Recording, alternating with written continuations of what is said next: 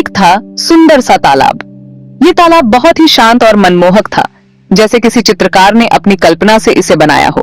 इस तालाब में बहुत सारी मछलियां रहती थीं। ये मछलियां अलग अलग रंगों की थीं, जैसे किसी ने इंद्रधनुष को पानी में उतार दिया हो। कितने रंग, कितनी खुशियां! मछलियों के रंग बिरंगे शरीर तालाब के पानी में चमकते थे, जैसे कोई रंगीन मोती बिखरे हों। हर दिन मछलियां खेलती थीं, तैरती थीं और खूब मस्ती करती थीं। वे कभी कभी पानी के ऊपर उछलती और फिर नीचे गोता लगाती। यही तालाब उनका घर था, उनका संसार था। यहाँ वे सुरक्षित और खुश महसूस करती थीं। सूरज की किरणें पानी पर ऐसे नाचती थीं जैसे कोई नाच रहा हो। सुबह की धूप तालाब के पानी को सोने जैसा चमकाती थी। कमल के फूल हमेशा खिले रहते थे। इन फूलों की खुशबू तालाब के चारों ओर फैल जाती थी, जिससे वातावरण और भी सुगंधित हो जाता था। छोटे छोटे बच्चे तालाब के किनारे खेलते थे। वे तालाब के पानी में अपने पैर डालकर ठंडक का आनंद लेते थे। मछलियां पानी में उछल कूद कर उनका स्वागत करती थीं। कितना प्यारा नजारा था। बच्चों की हंसी और मछलियों की छलांगें तालाब को जीवंत बना देती थीं। तालाब के पास एक बड़ा सा पेड़ था। यह पेड़ तालाब को छाया और ठंडक प्रदान करता था। पेड़ की छाया पानी पर पड़ती थी। यह छाया तालाब के पानी को और भी सुंदर बना देती थी। जब बहुत गर्मी होती थी तो मछलियां इसी छाया में आराम करती थीं। वे पेड़ की छाया में आकर ठंडक महसूस करती थीं। सब कुछ कितना शांत और सुंदर था। तालाब का जीवन एक अद्भुत अनुभव था, जहां हर कोई खुश और संतुष्ट था। यह तालाब एक छोटे से स्वर्ग जैसा था, जहां प्रकृति की सुंदरता और शांति का मेल होता था। इस तालाब में 3 सहेलियां रहती थीं। यह तालाब बहुत ही सुंदर और शांत था, जहां पानी की लहरें धीरे धीरे हिलती थीं और सूरज की किरणें पानी पर चमकती थीं। पहली मछली का नाम था सोना। सोना बहुत समझदार थी। वह हमेशा हर बात को गहराई से सोचती थी और किसी भी निर्णय को लेने से पहले हर पहलू पर विचार करती थी। वह हर बात सोच समझकर करती थी। सोना को अपने आसपास की हर चीज का ध्यान रहता था और वह हमेशा सतर्क रहती थी। दूसरी मछली का नाम था चांदी। चांदी बहुत शातिर थी। वह बहुत तेज और चालाक थी और हर काम को जल्दी और आसानी से करना चाहती थी। वह हर काम जल्दी और आसानी से करना चाहती थी।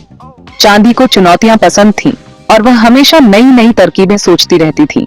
तीसरी मछली का नाम था रानी। रानी बहुत आलसी थी।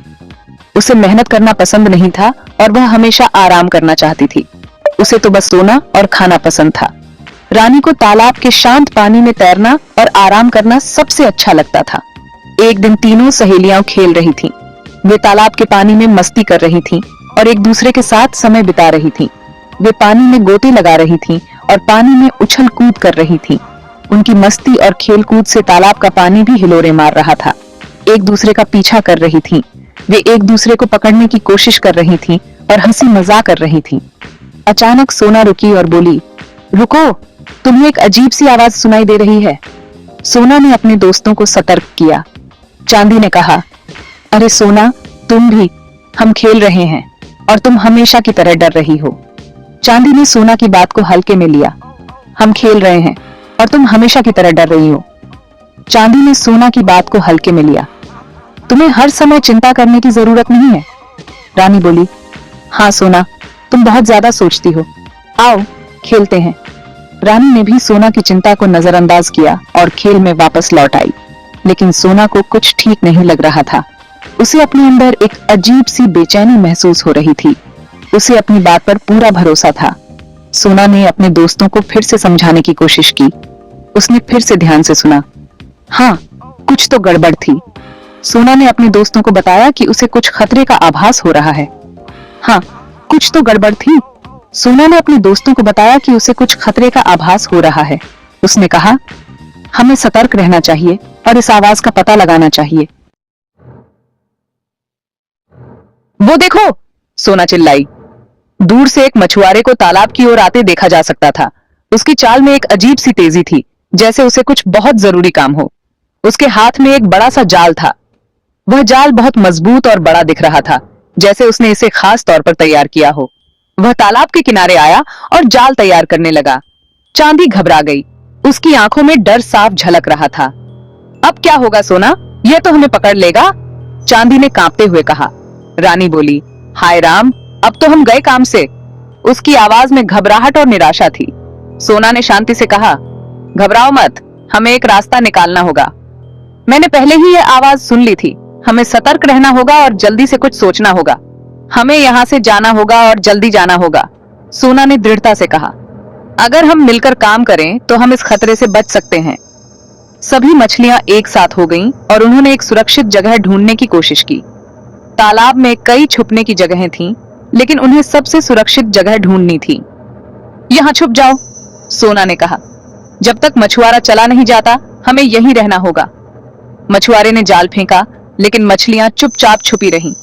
उन्होंने एक दूसरे का साथ नहीं छोड़ा और धैर्य से इंतजार किया। जब मछुआरे ने जाल खींचा तो उसमें कुछ नहीं था। वह निराश होकर वापस चला गया। मछलियां धीरे धीरे बाहर आईं और तालाब में फिर से स्वतंत्रता से तैरने लगीं। उन्होंने एक दूसरे को धन्यवाद दिया और समझा कि एकता में ही शक्ति है।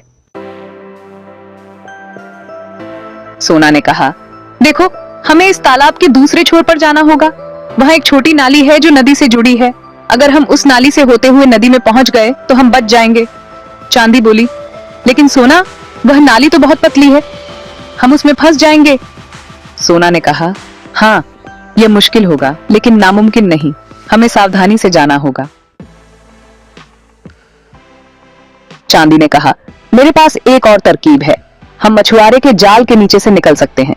जब वह जाल पानी में डालेगा तो हम फुर्ती से नीचे से निकल जाएंगे। सोना ने कहा, नहीं चांदी, यह बहुत खतरनाक है। अगर हम जाल में फंस गए तो क्या होगा? लेकिन चांदी अपनी चालाकी पर बहुत भरोसा करती थी। उसने सोना की एक न सुनी और जाल के पास तैर गई। रानी यह सब देख रही थी। वह बोली, अरे यार, तुम दोनों भी, इतना सोचने की क्या जरूरत है? कुछ नहीं होगा, मैं तो यहीं सो जाती हूं। और यह कहकर रानी तालाब के किनारे जाकर सो गई। सोना ने रानी को रोकने की कोशिश की, लेकिन रानी उसकी एक न सुनी। सोना को रानी की बहुत चिंता हो रही थी, लेकिन अब उसके पास समय कम था। उसे जल्दी से नाली तक पहुंचना था। सोना सावधानी से संकरी नाली में घुसी और तैरती हुई नदी में पहुंच गई। उसने पीछे मुड़कर देखा। चांदी जाल के पास घूम रही थी। अचानक मछुआरे ने जाल पानी में डाल दिया। चांदी घबराकर इधर उधर भागी, लेकिन वह जाल में फंस गई। रानी की आंख खुली तो उसने देखा कि वह जाल में फंसी हुई है। मछुआरा उसे बाहर निकालने लगा। रानी को अपनी गलती का एहसास हुआ। काश उसने सोना की बात मानी होती। सोना ने यह सब दूर से देखा। उसे चांदी और रानी पर बहुत दुख हुआ, लेकिन अब वह कुछ नहीं कर सकती थी। उसने सोचा, सचमुच मुसीबत के समय में समझदारी और होशियारी बहुत जरूरी होती है। अगर हम लापरवाही करेंगे तो हमें इसका नुकसान भुगतना पड़ेगा। ये कहानी हमें यही सिखाती है कि हमें हमेशा सोच समझकर काम करना चाहिए। हमें खतरे के संकेतों को पहचानना चाहिए और उनसे बचने के लिए तैयार रहना चाहिए।